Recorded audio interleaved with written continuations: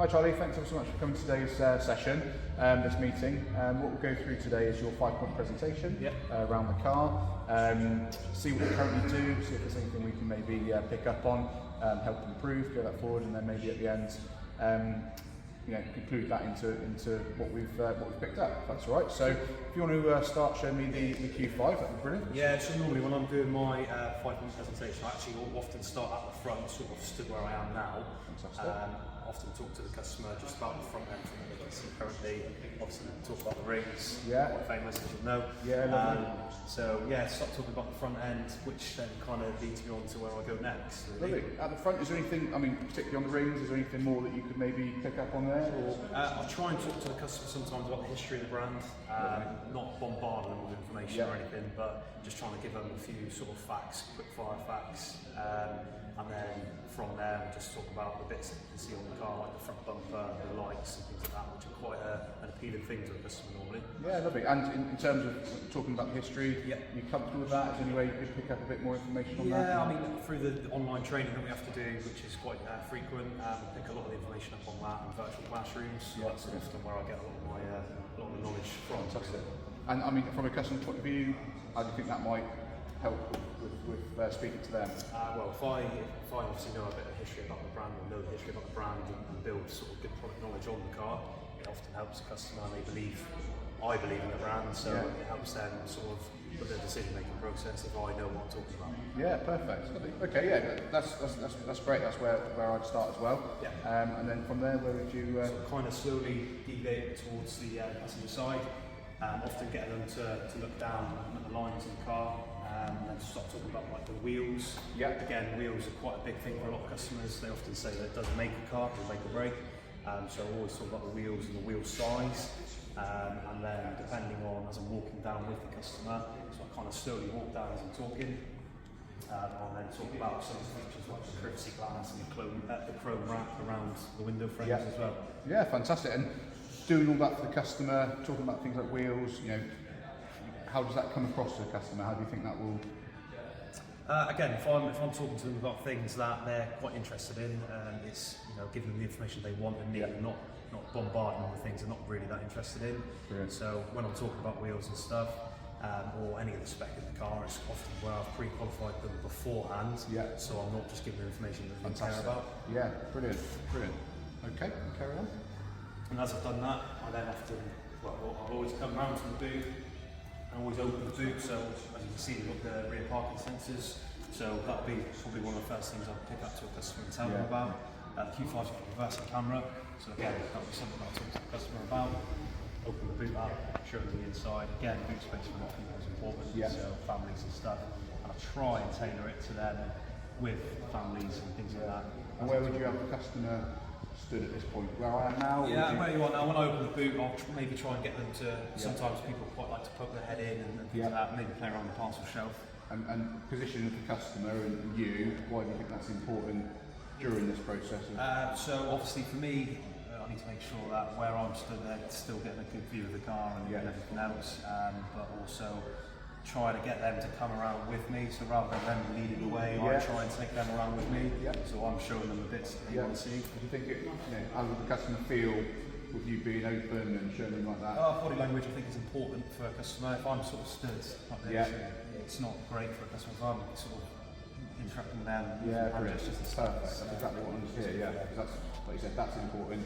Exactly what you said. Body language for a customer when you're explaining it, hand gestures, those sort of things. It builds that that trust in you, ease, so they can listen to what you're saying. They're not sort of trying to hear you if you're facing away from them. So you're spot on, exactly right. That's robotic as well. Sometimes, 100% agree. Yeah, carry on. And from here, again, I'll take them around. Now, what I'll do on this side, on the driver's side, is I'll always open the rear door. Yeah. Talk about the inside, maybe invite them in. Again, sometimes space in the back is important for children, so I'll see if they feel like they've got enough space. Talk about the climate controls in this car, and then the actual material of the seats as well. And then always a good point for me is Isofix.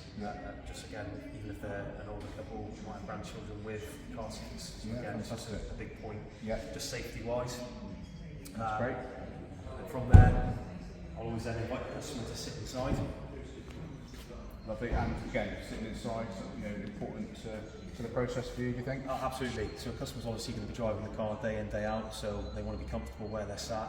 I'll always make sure that they've adjusted the seats to where they want to be. Yeah, fantastic. And when they're in the car, that's when I'll jump into the passenger side and I'll sit inside the car with them, and then I can sometimes talk about the actual spec in the car. Yeah. But again, without trying to bombard them with the information that Yeah, they may not be perfect. interested in. And I mean, I think you're spot on there.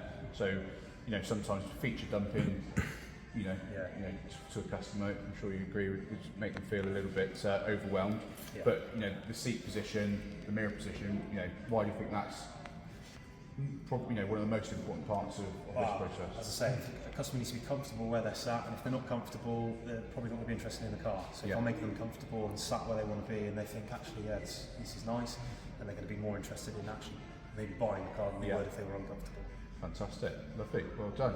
And then, so would you get in the car, or would you stay outside generally? Yeah, no, so I'd invite them in, I would then go and sit inside, and after we finish talking about the bits in the car, that would be a good point for me then to maybe see if they're looking to test drive, and then get them back out of the car and then go through the process for obviously the insurance side of things with the test drive. Well done. I mean, really good start, you know, like I said, in terms of general process of it.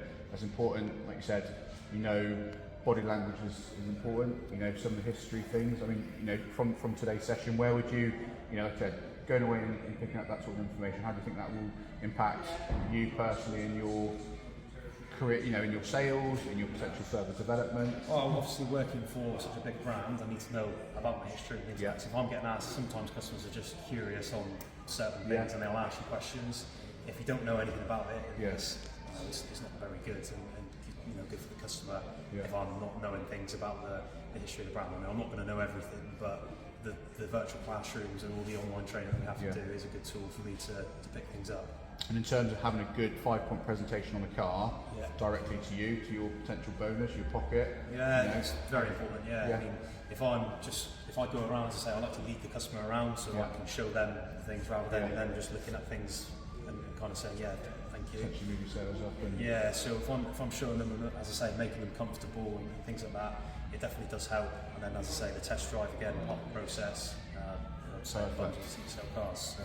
Perfect, lovely. I mean, like I said, really good presentation. A couple of bits, you know, that you've picked up on yourself there, and you know, go away, have a look at some of the history with Audi specifically. You know, some really interesting stuff that will build, you know, fans of, you know, as you said, you know, build people's confidence in the product as well. So, you know, I think, you know, really good sort of general process at the moment. A couple of tweaks to bring, you know, a little bit more about it out. And like I said, I think that will move your sales forward on it. All right, so well done, and we'll catch up soon. Thank you.